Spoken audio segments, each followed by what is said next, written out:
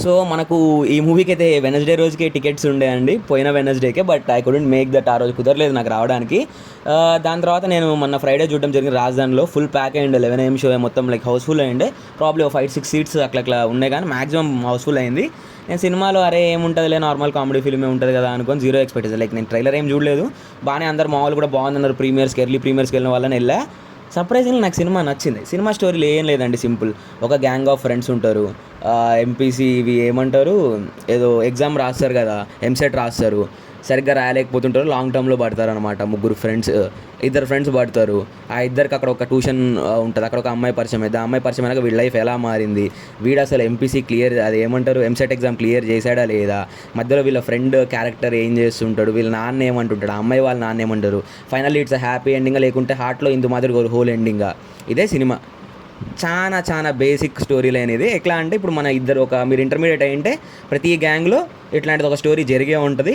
Are ఇంత సిమిలర్గా, like అంత స్పెసిఫిక్గా సేమ్ ఇదే అవ్వదు, కానీ ఇన్ జనరల్గా ఒకడు ఉంటాడు, అక్కడ ట్యూషన్లో ఒక అమ్మాయి నచ్చింటుంది, అరే సెట్ చేయమామ వెనకాల పడి ఉంటాడు. ఇట్లాంటి స్టంట్లు అవుతుంటాయి కదా ఇంటర్మీడియట్లో. మేము డిప్లొమా, మాకు తెలియదు ఇవి, ప్రాబబ్లీ మేము చాలా మంచోళ్ళం. లైక్ ఇంటర్మీడియట్లో ఇట్లాంటివన్నీ అవుతూనే ఉంటాయి, ఫన్నీ ఇన్సిడెంట్స్, కొంచెం క్యూట్ మూమెంట్స్ అవుతూనే ఉంటాయి. కాబట్టి రిలేట్ అయ్యే వాళ్ళు అవ్వచ్చు. చాలా బేసిక్ వేఫర్ స్టోరీ లేని అంతే. బట్ రైటింగ్ చాలా బాగా రాశాడు. లాజిక్ ఎక్కడ కూడా లాజిక్స్ అరే ఏం కాదు ఏదో రెండు మీమ్ రిఫరెన్సెస్ పెట్టి, లైక్ నాకు ఈ సినిమా మీద మేజర్ డౌట్ ఉండి, అరే ఈ మధ్య మీమ్ రిఫరెన్సెస్ పెడుతున్నారు కదా, అన్ని మీమ్ రిఫరెన్సెస్ పెట్టి నింపేస్తారేమో అది ఇది అనుకున్నా. బట్ సర్ప్రైజింగ్లీ అట్లా ఏం లేవు. 2016లో అయింది movie. So there is a comparison here.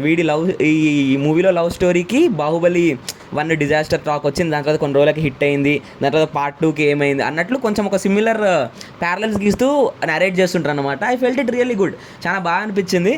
And ఆ సినిమాటోగ్రఫీ బాగుంది. అండ్ మ్యూజిక్ కాత్యాయని నన్ను లవ్ చెయ్యవే, ఆ సాంగ్ అయితే థియేటర్లో అసలు ఒక పిచ్చ వైబ్లో ఎగురుతున్నారు జనాలందరూ. లైక్ అరుస్తున్నారు, కేకలు పెడుతున్నారు. అనిత సాంగ్కి అరుస్తారు కదా, ఆ లెవెల్లో అరుస్తున్నారు. అన్నీ బాగున్నాయి. Writing, direction, acting. And Mouli అయితే ఇరగొట్టాడు. ఒక యూట్యూబర్, ఒక ఫుడ్ బ్లాగర్ అనమాట స్టార్టింగ్. ఆ అబ్బాయి అక్కడి నుంచి ఇంత దూరం వచ్చాడు. డే 1 కంటే డే 2, డే 2 కంటే డే 3 మంచి కలెక్షన్స్ వచ్చాయి.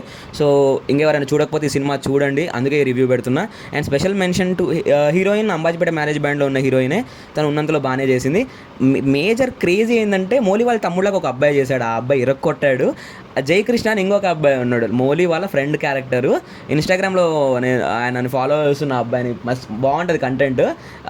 ఒక రకంగా క్రేజీ వైబ్ కంటెంట్ ఉంటుంది. ఇందులో కూడా కామెడీ ఇరగొట్టాడు, టైమింగ్ ఇరగొట్టాడు. అసలు ఒక్క కచోరీ ఇప్పిస్తే ఎంత దూరం వెళ్తాడో చూపించాడు.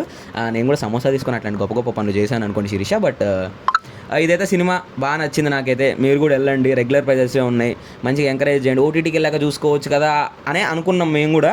బట్ సర్ప్రైజింగ్ థియేటర్లో అందరితో పాటు నవ్వుకుంటూ ఒక ఫనీ ఎన్వైరన్మెంట్లో చూడడం బాగుంటుంది ఓటీటీలో చూసుకోవడం కంటే. సో బెటర్ మీ దగ్గరలోని థియేటర్స్కి వెళ్ళి సినిమా చూడండి. నచ్చితే మీరు కూడా మీ ఫ్రెండ్స్కి చెప్పండి. అండ్ సినిమా చూస్తారు, ఎలాగో అంత బాగానే జరిగిపోతుంది. బట్ నాకు కూడా సబ్స్క్రైబ్ చేసుకుంటే ఇంకొన్ని వీడియోలు అతి త్వరగా పెట్టడానికి నేను ట్రై చేస్తాను. అంతవరకు సెలవు తీసుకుంటున్నాను. బాయ్.